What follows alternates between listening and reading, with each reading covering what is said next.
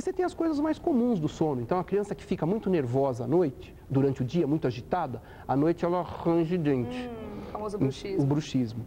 Tem gente que faz isso durante o dia, então você conhece gente que aquela hora assim, você está na frente do seu chefe, ele dando aquela dura em você, injusta, e você não pode falar nada. Injusta, né? Dura do chefe, a gente não gosta nunca. Você fica lá se mordendo para não falar. O se morder é isso mesmo.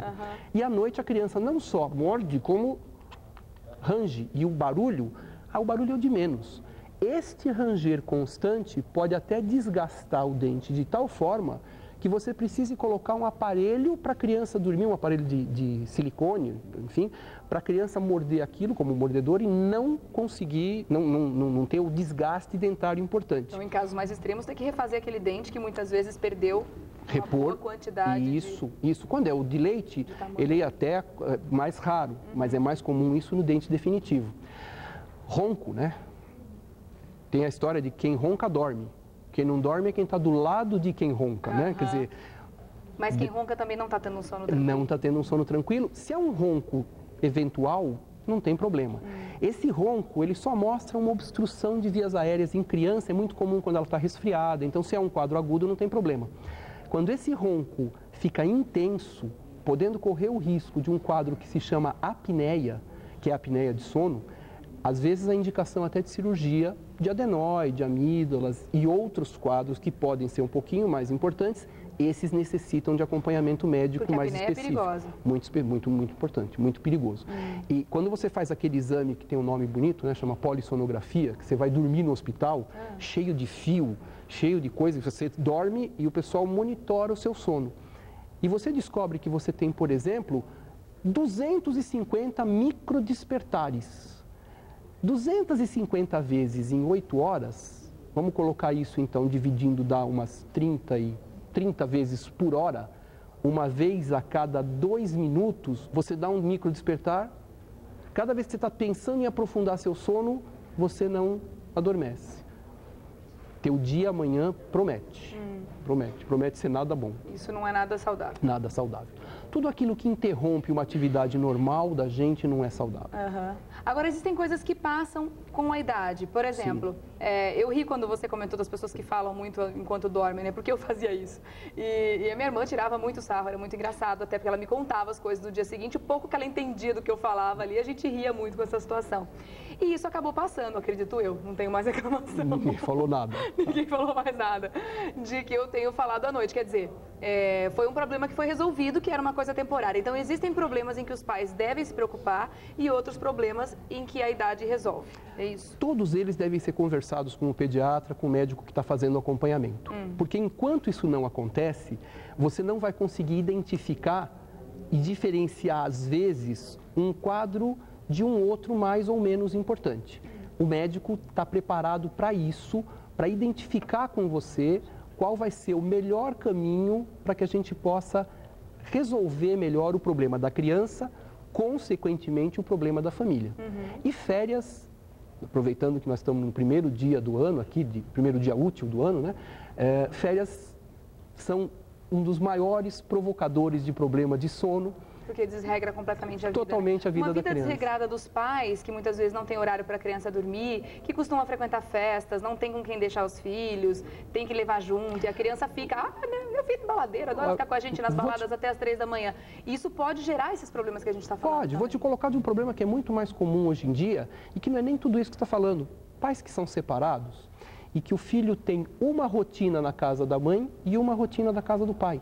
E às vezes, para ser mais legal do que o outro, eu deixo o meu filho dormir mais tarde.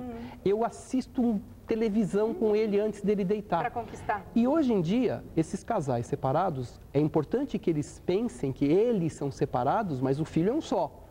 Então, eles têm que concordar, né? Eles têm que ser juntos, corresponsáveis pelo bom equilíbrio e pela boa saúde de seus filhos. Dá tempo de fazer só essa perguntinha que chegou aqui, diretor?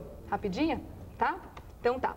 Ó, eu me chamo Flávia Moura, tenho um bebê, a Sofia, que está com 6 meses e está muito difícil fazê-la dormir, pois ela não quer ficar muito agitada, ela fica muito agitada todos os dias e vai dormir 1h30 da manhã e acorda às 7.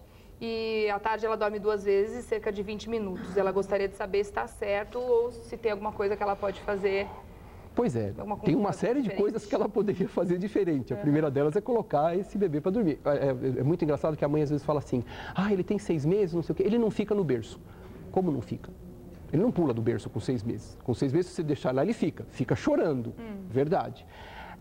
É importante entender que não também é uma boa resposta. É uma resposta possível. Isso significa que se a criança está chorando e eu não consigo identificar por que ela está chorando, vai conversar com o médico. Se eu conseguir identificar, como é que ela faz? É simples, é legal. Ela chora, aí eu pego ela no colo. Aí a gente vai brincar. Deixa chorar um pouquinho. Chorar um pouquinho não arranca pedaço de ninguém. Mas também não é para abandonar. A criança precisa saber que ela está lá, que vocês estão, que os pais estão lá, viu, Flávia? É importante que você fique sabendo, mas que não ceda ao primeiro choro da criança.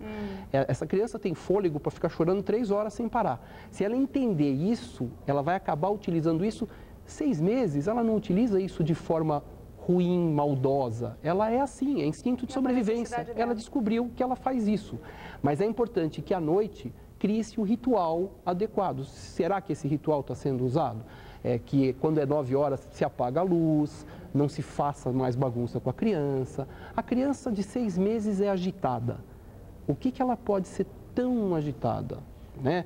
Ela não anda, ela não engatinha, ela não pede as coisas ainda conscientemente falando, mas a gente consegue entender o que ela quer. É só a gente mostrar para ela o que a gente quer também. E é importante que ela entenda que existe a necessidade de uma rotina e que dormir mais cedo é importante e é bom. Então, uma forma de identificar se é um problema mais grave com a criança ou se é só uma necessidade de colo é fazer um teste num primeiro momento, pegando no colo para ver se ela para de chorar. Mas vai parar de chorar na imensa maioria das vezes. Se não parar... Se estiver acordada, na imensa maioria das vezes vai parar de chorar. E aí, se você sair e for brincar com ela na sala, vai parar de chorar muito mais. E se você sair e brincar com ela, então... você pode perder o resto da sua noite de sono, que é o que deve acontecer à 1 da manhã. Provavelmente. Então, a mudança de hábito realmente é o que manda nessas situações. A rotina é importante, a rotina é importante. Ok. Fica aberto mais uma vez o espaço para você voltar e tirar tantas outras dúvidas. A homeopatia também é um bom caminho para resolver esses problemas. A homeopatia é um excelente caminho para resolver uma grande parte desses problemas. Mas também é importante que isso seja consciente durante uma consulta. Aquela história de que o meu primo tem uma vizinha que tem um amigo que passou num homeopata que receitou um remédio na mesma coisa, parecidíssima. Não é para ser usado. Não é para usar automedicação, nem autodesmedicação, nem na alopatia, nem na homeopatia. Tá certo.